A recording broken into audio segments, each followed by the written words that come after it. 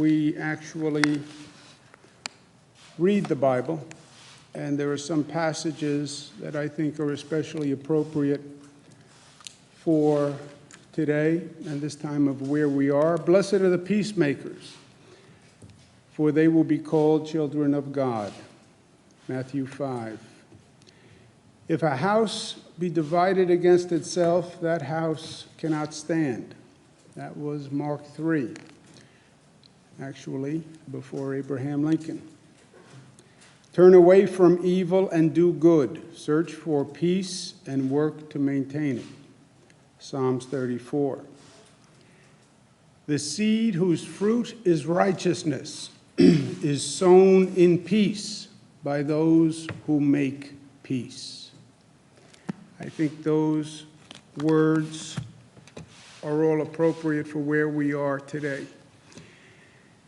It's another quote that I think is applicable to where we are today. You can't use the military as a political weapon. Do you remember who said that? I said that. There's another quote. The option to use active duty forces in law enforcement, use forces in a law enforcement role, should only be used as a matter of last resort, and only in the most urgent and dire of situations. We are not in one of those situations now. I do not support invoking the Insurrection Act. Do you know who said that? Secretary of Defense Mark Esper, appointed by President Trump.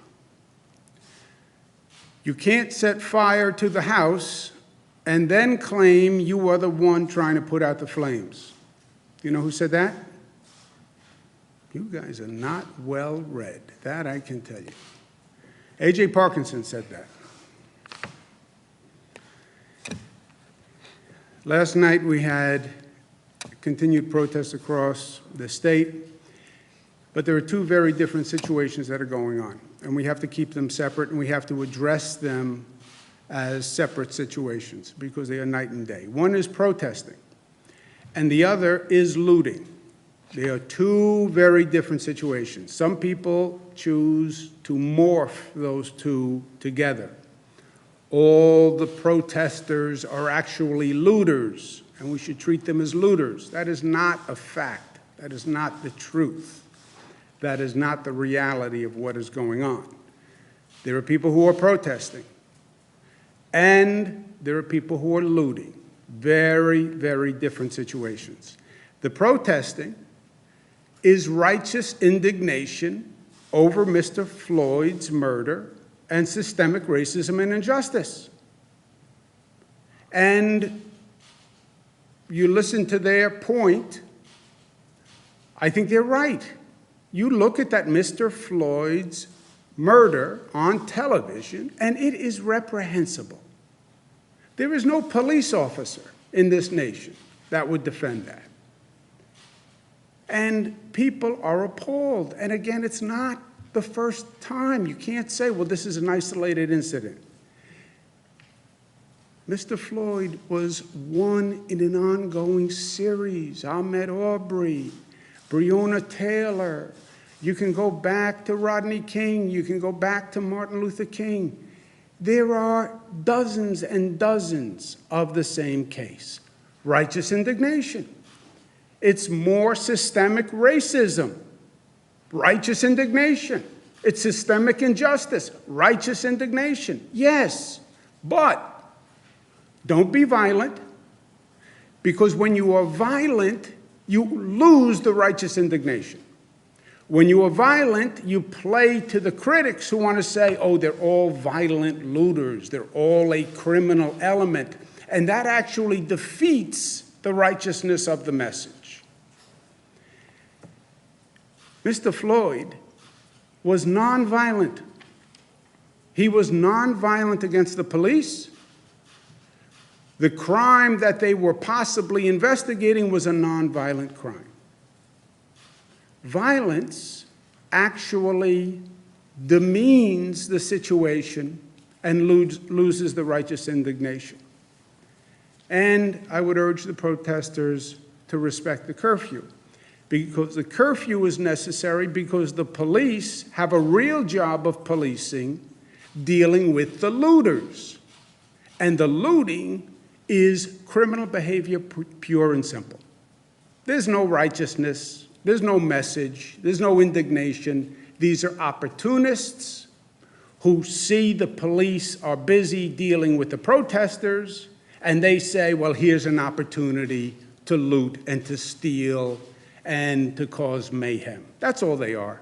This is criminal behavior, period, designed to create chaos. Well, there are anarchists in there also. Fine.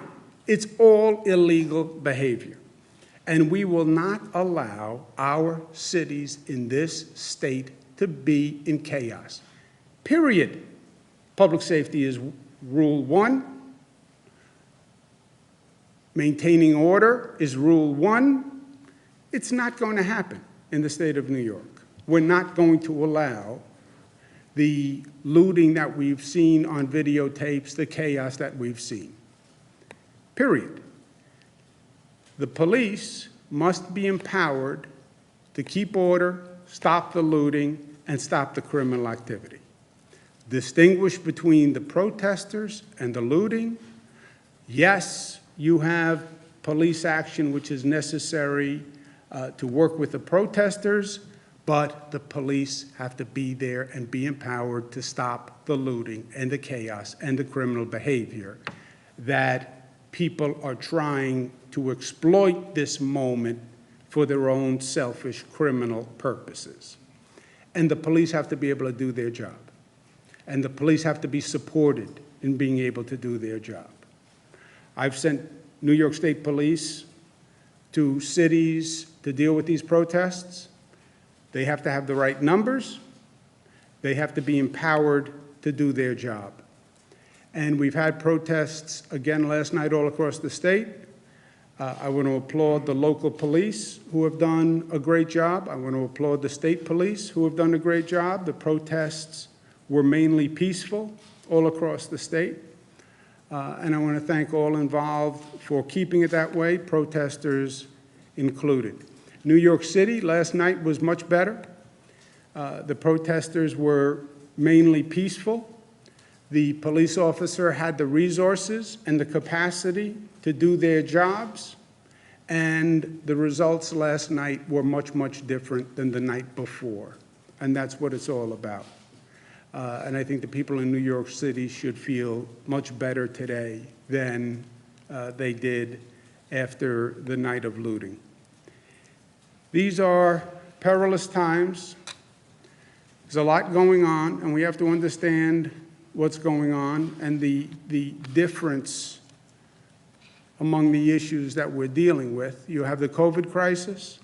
You have the murder of Mr. Floyd, two very different situations, but both critical in and of themselves and both happening at the same time. It's then wrapped in an environment and a dynamic that is racially charged and politically charged. It makes it a very, very perilous time in this country. And we have to be careful. We have to be very careful because the consequences are steep on both sides of this equation. So leadership, good government, responsibility is more important than ever before, especially in these divided times. COVID-19 is still a real threat. We're still battling that. I know it's not on the front pages today, but it is still in people and in society. We're still battling that. That is going better than it has ever gone in New York. We have the lowest number of hospitalizations ever, and we have the lowest death toll ever.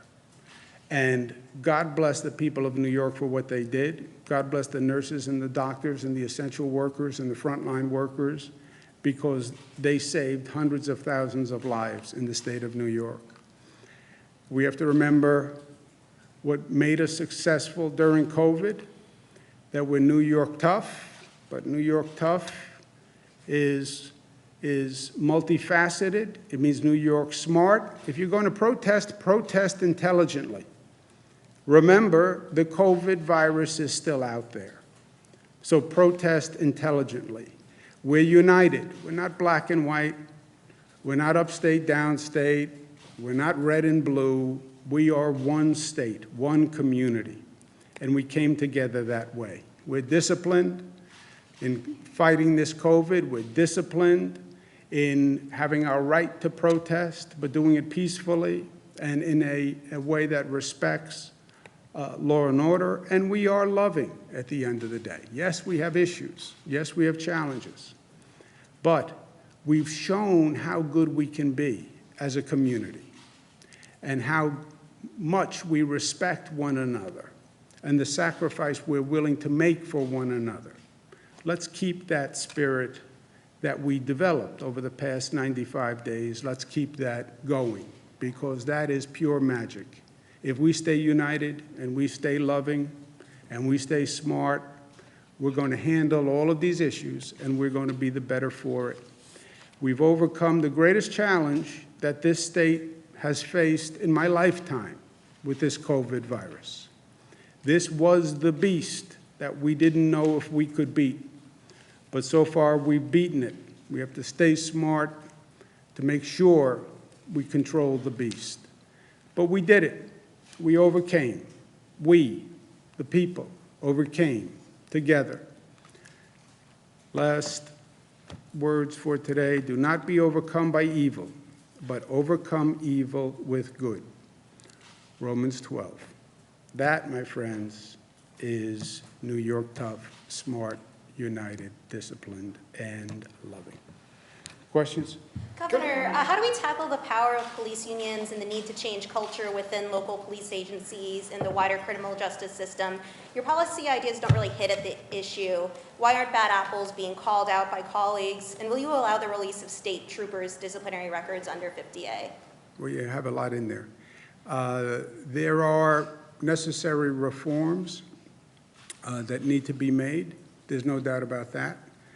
That's, I hope, the positive legacy of the injustice that was done to Mr. Floyd. Many of those policies are already law in the state of New York. 50A, the disciplinary records, I hope will become law shortly. And we have to respect everyone's interests there. And I look forward to doing that. And I think the legislature is prepared to do it. And I think they're going to be coming back in the next couple of weeks to have those conversations. The culture change in the power of police unions specifically, it's something the mayor has talked about, sort of trying to change the culture. How do you know, as governor, what's your role in sort of trying to get local agencies to start thinking about this idea? Yeah, I don't know what the mayor was referring to, so let me find out what he said, and then I'll comment if appropriate. Governor, you brought a Bible to the dais today. That's an obvious reference to what the president did on Monday. What do you make? I said it was. Yeah, no, absolutely. Yeah, that's why it was obvious, because I said it. I got it. What do you make? You're saying even if I didn't say it, you would have figured it out. Absolutely. Well, of course. What do you make of the president's recent attacks on New York? What do you think he's trying to do there? Is he trying to rile his base? Is he trying to make legitimate criticisms about your stewardship of the state as well as the city? Well, far be it for me to psychoanalyze the President of the United States. I have a law degree. I have no medical degree, as I've told you, and I have no degree in psychoanalysis. It's nothing new for the President. He's not just attacked New York in tweets. His policies have been vicious to New York. He changed the tax code in a way that increased the taxes in New York and other Democratic states. He has failed to do anything positive for New York. He's gone out of his way to be negative to New York. Now, why? You know, is it politics? Who knows? That's for someone else to answer. But the negativity, forget the tweets. You know, who cares about the tweets? It's what he's done to the people of the state that bothers me. What he did with SALT.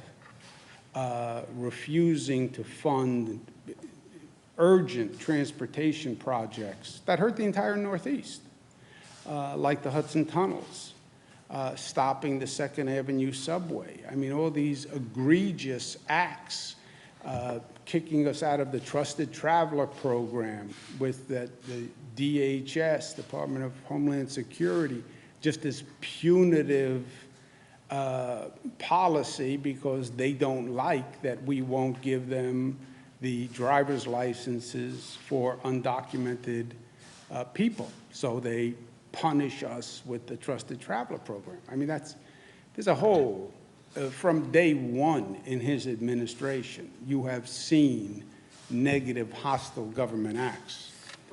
And then, by the way, the most recent refusal to fund state governments, which is negative to New York, but it's also negative all across the board. But you did praise some of his Corona action. Right? Yes, there have been good things, helping us with Javits and with the Army Corps of Engineers and the additional beds. That was very helpful. And look, I said from day one, I'm not playing politics with the president.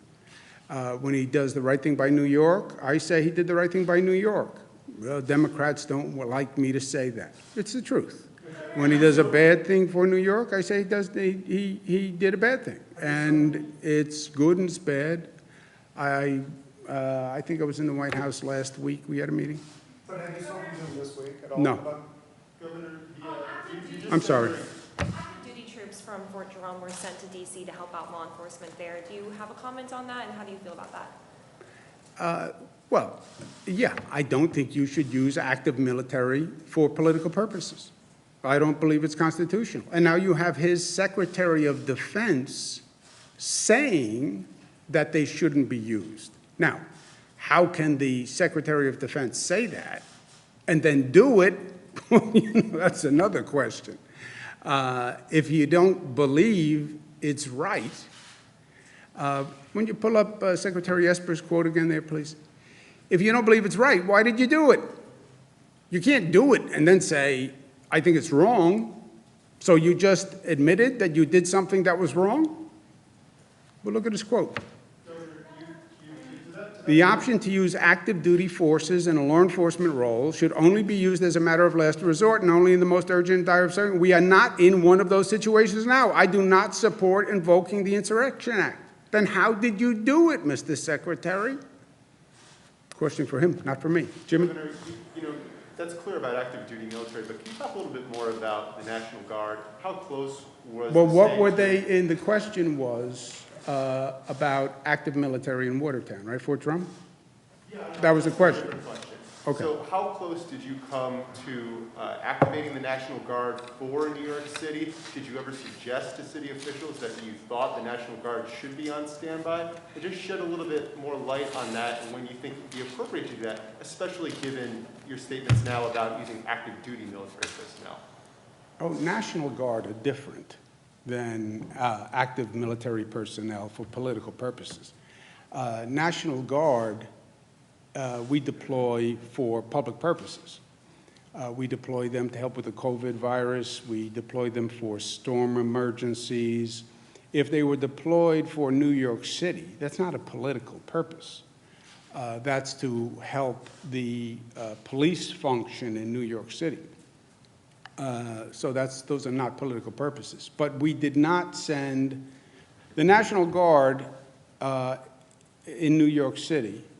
I said yesterday that there was a terrible night of looting.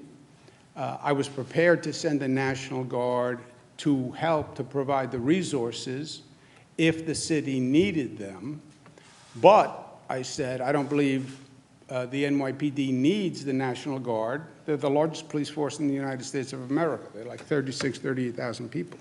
So I don't believe they needed the National Guard. I believe there was an issue of management and deployment of the NYPD. You have to remember the NYPD, first on a personal level, I grew up in Queens, I grew up with the NYPD. My neighborhood, a lot of my friends became police officers in New York City. It's the best, a little New York arrogance, but I believe it's the best police department in the country. And we know the police officers can handle these situations because they have, right? We've gone through the Sean Bell situation. We've gone through the aftermath of Amadou Diallo, aftermath of Abner Louima. We went through Crown Heights. the Gavin Cato death. And then we went through the aftermath of Crown Heights. There was a whole report done on Crown Heights that studied what happened. It was like 4 or 5 days of riot. So we've done this. You know, this has been there, done that for the police.